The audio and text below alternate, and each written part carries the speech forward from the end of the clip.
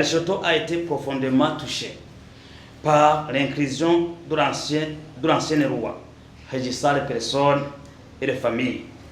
Cette déclaration de Lesotho vise à contribuer pour combler les lacunes de cette ancienne loi qui ont des impacts négatifs pour certaines catégories de la population burundaise.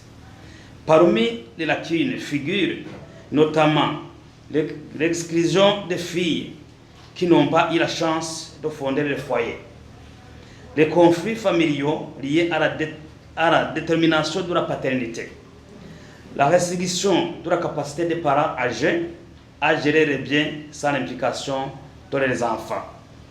De plus, cette déclaration vise à promouvoir les droits et la dignité de tous les Burundais, en particulier les plus pauvres.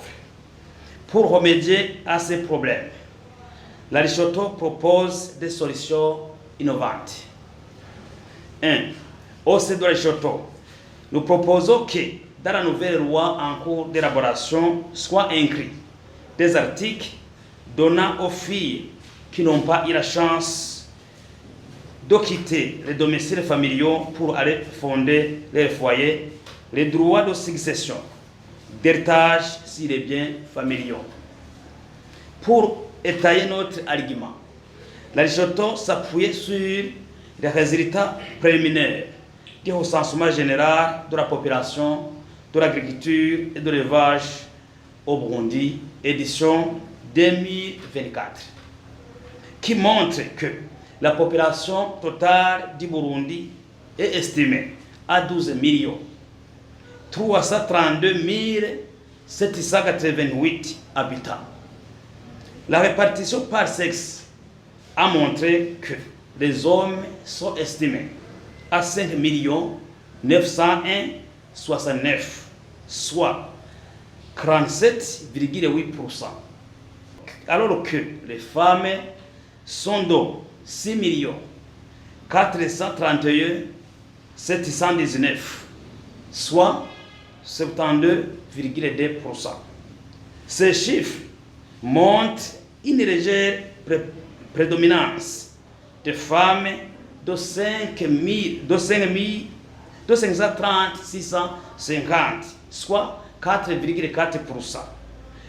Nous remarquons que ce déséquilibre démographique entraîne une concurrence acquise pour les partenaires masculins, ce qui rend plus difficile 530 650 filles à trouver des époux. Elles sont obligées de rester dans les enclos familiaux.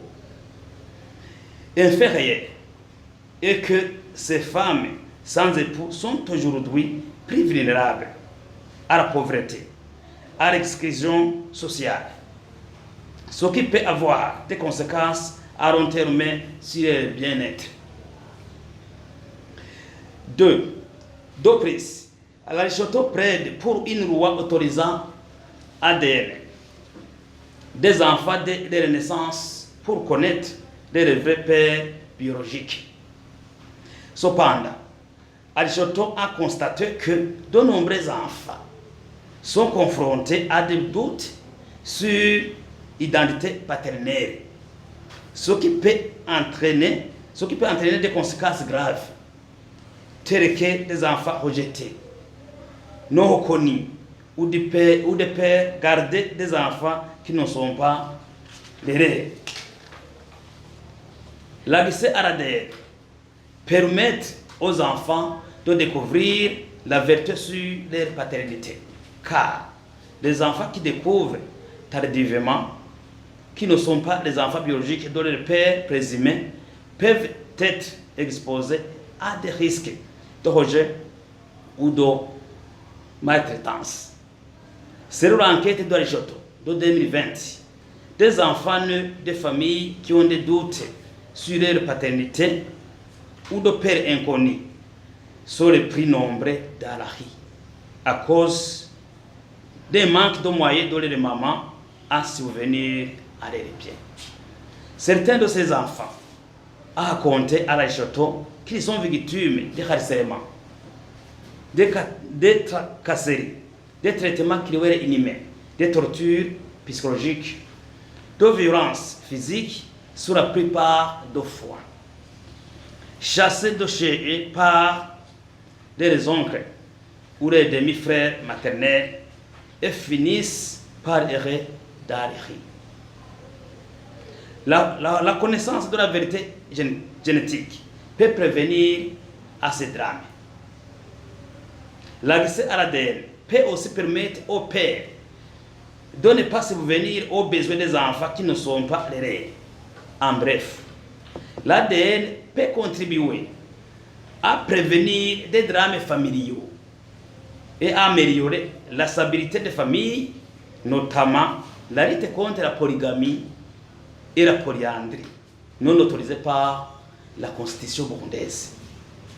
L'Aristote trouve donc qu'il est essentiel de prendre en compte des intérêts de toutes les parties concernées et de mettre en place des mesures pour protéger la confidentialité et les droits des individus. 3. Aristote recommande également que le même code en cours d'élaboration protège les parents âgés contre la privation de les rêver par les enfants. Aristote a enquêté sur la situation de ces personnes âgées. Les résultats sont alarmants. Les chiffres montrent que plus de 60% de ces derniers ne reçoivent pas l'aide et le soutien nécessaire de la part de leurs enfants. Certains des enfants préfèrent les mettre même dans les maisons de retraite, tandis que les autres meurent à la domicile par le manque de moyens de se faire soigner. Les autres deviennent des mendiants alors qu'ils avaient l'air bien qu'ils pourraient les servir. Pour terminer, nous les appelons les décideurs politiques et les législateurs à prendre des mesures concrètes pour élaborer des réformes qui répondent aux besoins et aux aspirations de l'ensemble de la société burundaise en tenant compte des principes et des réformes créés et normes ci-dessous. Nous nous engageons à travailler ensemble pour promouvoir une société plus juste et plus équitable pour tous. Nous sommes convaincus que cette déclaration peut servir de base pour des discussions et des actions futures. Ensemble, nous pouvons créer un code de personnes et de familles qui soit véritable outil de justice, d'égalité et de protection des droits humains pour tous et un avenir meilleur pour les générations futures.